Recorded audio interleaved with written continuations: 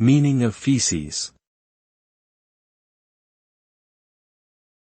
Feces.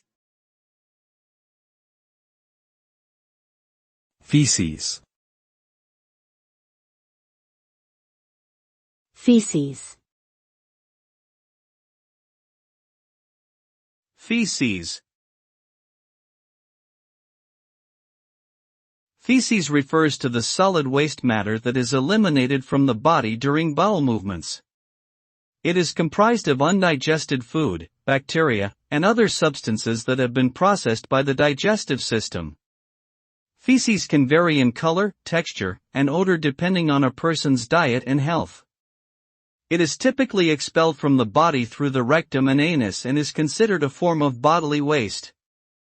Proper disposal of feces is important in preventing the spread of disease and maintaining good hygiene.